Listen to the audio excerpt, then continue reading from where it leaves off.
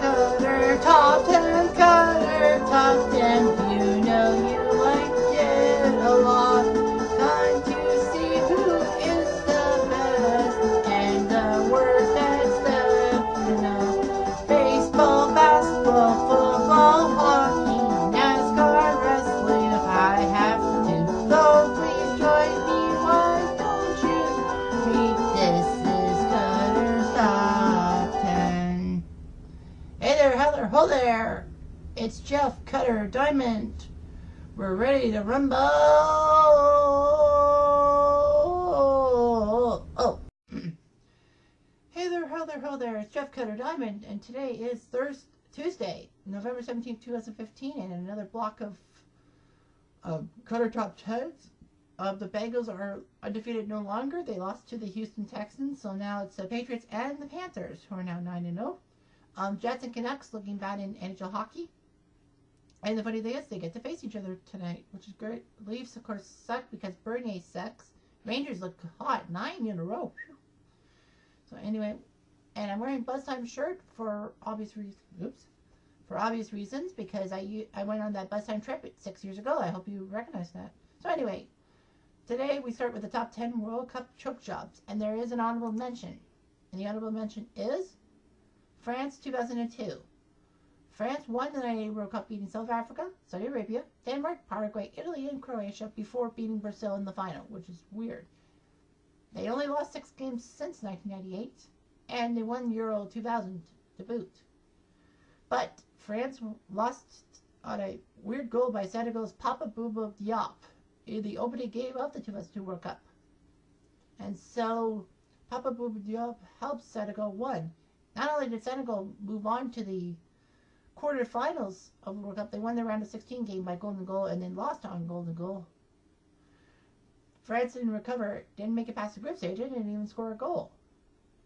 And that prompted FIFA to say, you know what, World Cup winners would have to qualify like everyone else, whereas World Cup hosts don't have to qualify. Number 10 on the main list is Germany 1994. Germany was huge back in 94. They had just won the World Cup, the prior World Cup, and England wasn't around to kick around because England didn't qualify for the World Cup. Thanks a lot, Holland. And Bulgaria never won a World Cup game before 1994. And so Bulgaria used a good guy by the name of Stoichkov, who won the Golden Ball, the European Player of the Year, in 94. And even though they squeaked past Mexico on penalties in the round of 16, Bulgaria had to face Matthias Fuller and Klinsmann for Germany. No Effenberg, because he pissed off his own supporters by flipping them the bird against South Korea.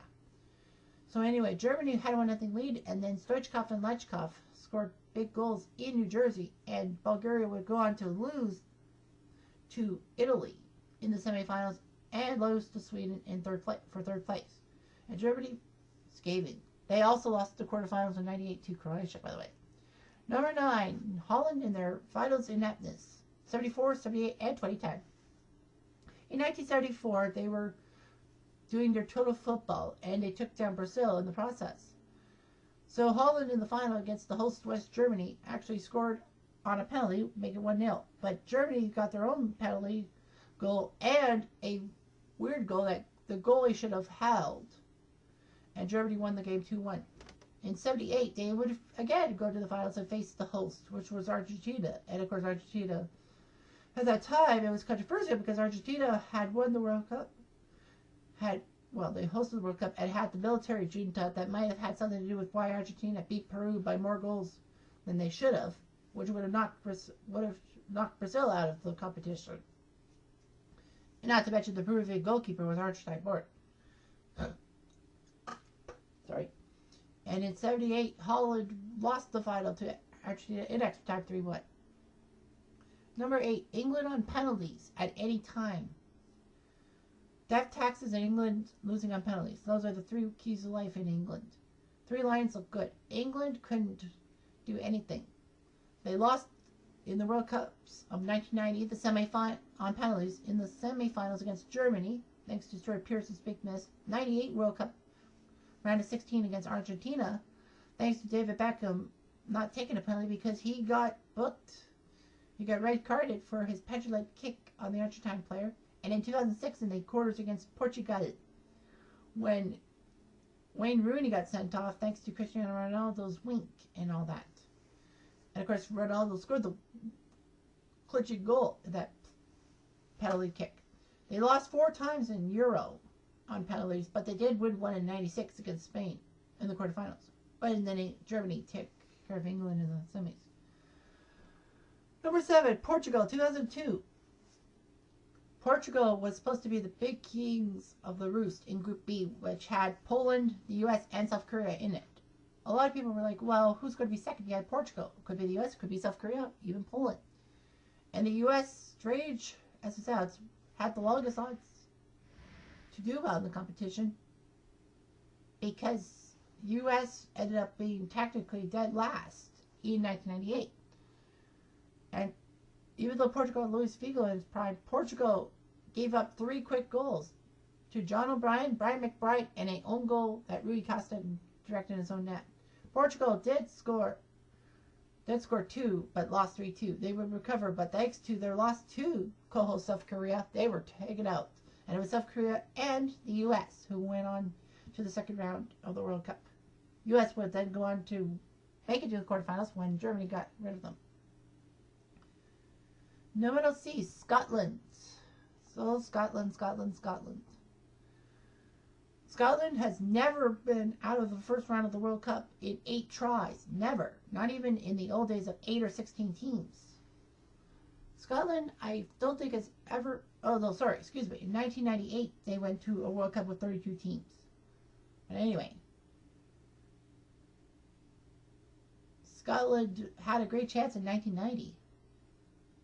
The weird thing was that Scotland would not go on to lose to Costa Rica, who were less known in 1990 than in the previous 2014 World Cup when they almost got to the semifinals. They were penalty kick short of that. So anyway, Scotland had Alex McLeish, Paul McStay, and Ally McCoist.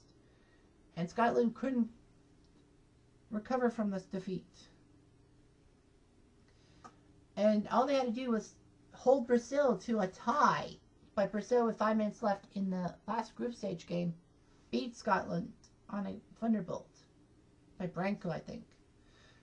We also have to know that Scotland in 1978 had a great chance to move to the second round, but thanks to a tie against Minnows Iran and a pitiful loss to Peru, even though they were toast, even though they beat Holland, but Holland already was through, so, and you know. Number 5, the miss by Asamoah Gyan, 2010. There was a big stage for Ghana. Ghana, Uruguay quarterfinals. It would have been the first after, and Ghana was the third, I think the third country ever in Africa to get to the quarters. I know Cameroon in 1990, thanks to England, lost thanks to England. And then I think Nigeria went to the quarterfinals, if memory serves me right, in 98. But anyway, Ghana and Uruguay were tied. Luis Suarez was given a red card because he handled the ball in the box. Because the goalkeeper was out of position, he was trying to head it out, but it hit his hand. And Yin was given a penalty, which would have given Ghana a semi-final berth against Spain, I think. Yeah, I think it was Spain who would have had Ghana. Space Ghana. But unfortunately, Guillen missed the shot. He hit the crossbar. He would hit a penalty shootout goal, but Uruguay would go on to win. And thankfully, Uruguay would go on to lose not only the third place, not only the semifinal, but to the third place game to Germany.